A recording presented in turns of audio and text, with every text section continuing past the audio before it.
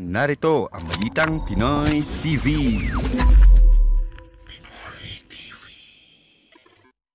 Magandang araw sa atin lahat mga kababayan. Dito na naman tayo sa another episode ng ating vlogs. Pag-uusapan natin ngayon, ito po no, dalawa lang po no. Pero mahaba po itong dalawa na to. Una po, ayon po kay Congressman Dong Gonzales ng Pampanga. Ito po yung pinalit kay bilang Deputy Speaker kay Gloria Macapagal Arroyo.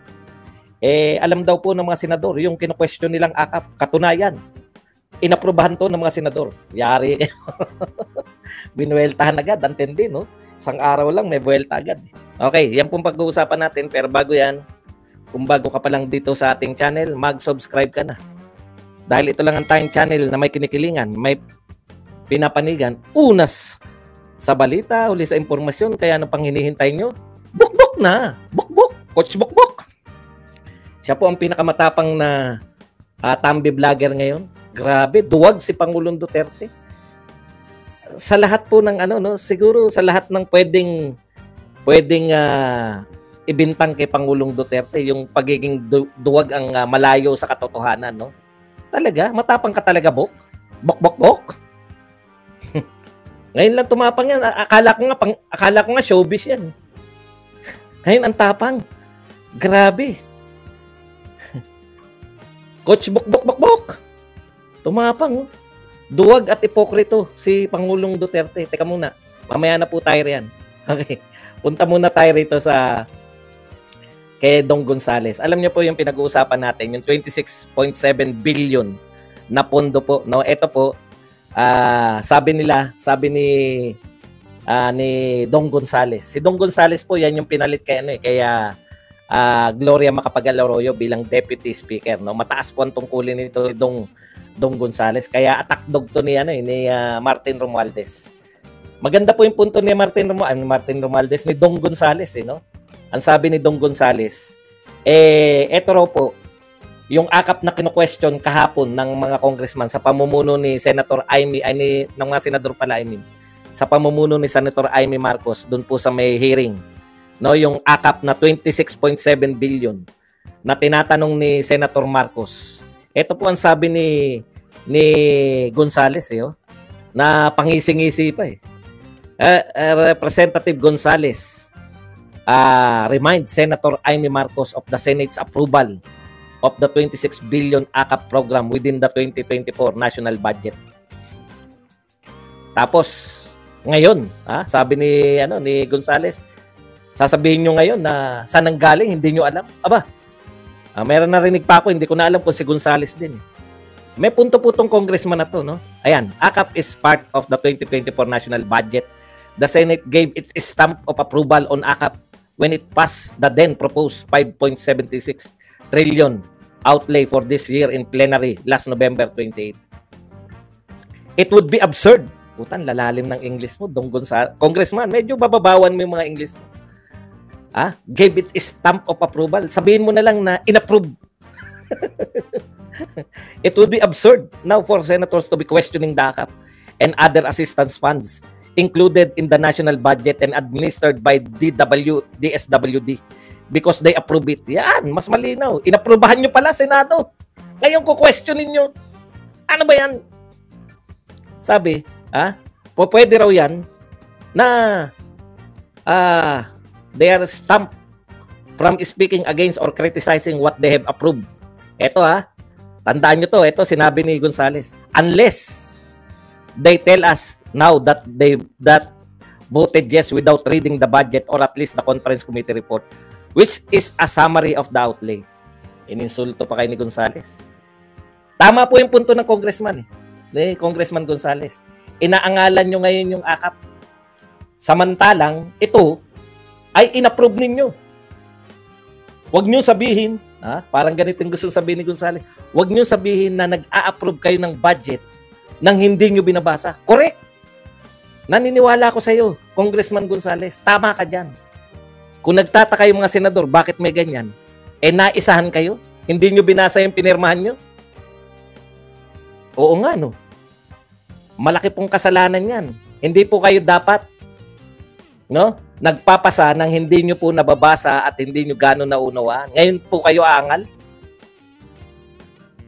Sinasakyan lang natin muna si Dong Gonzales. May punto ko yan. Kulang kayo. Hindi ko totally.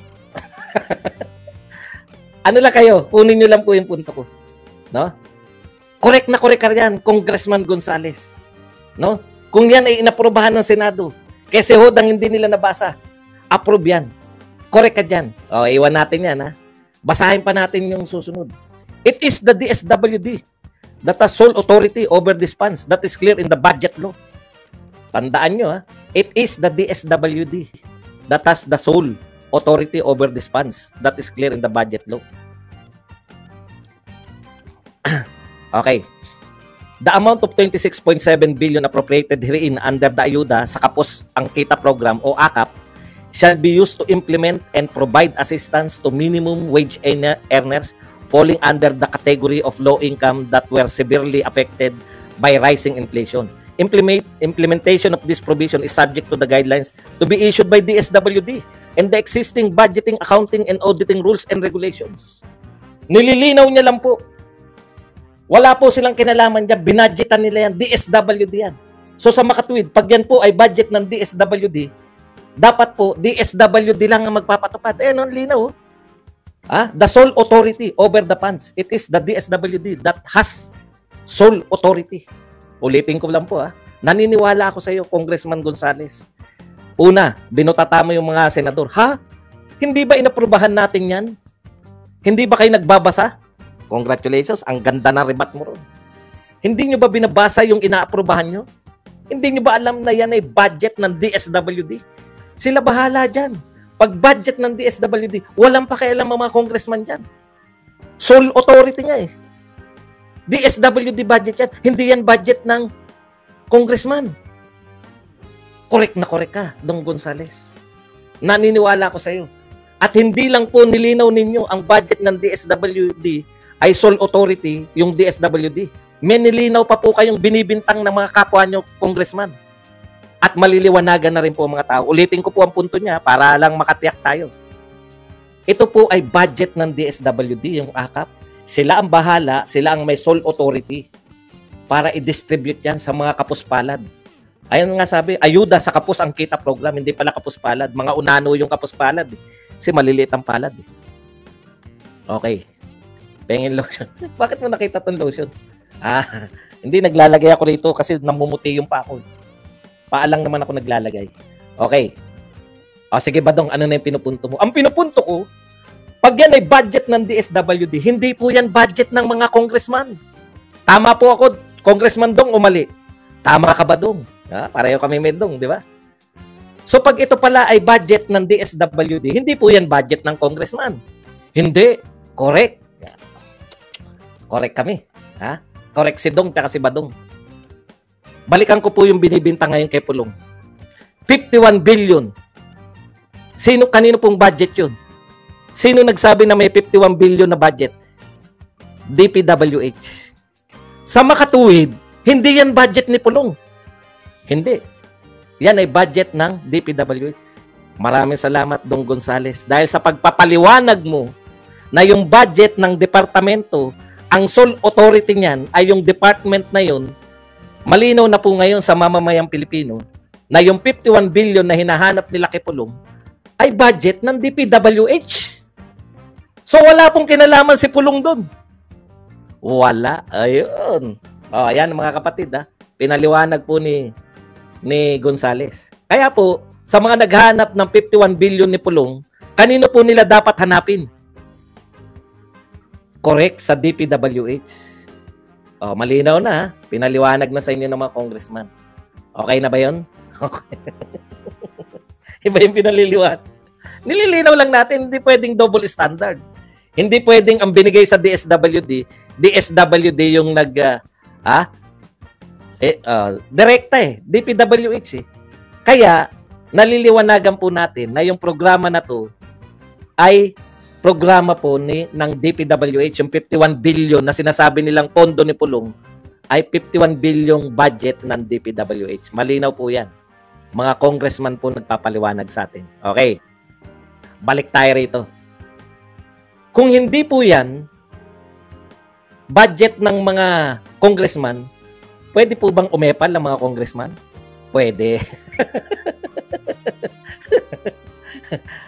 Babalikan lang natin, ha. So, budget ng DSWD, pero pwedeng sila ang kasama sa pamumudmud. Tama ba, Congressman? Pwede. Bakit naman hindi?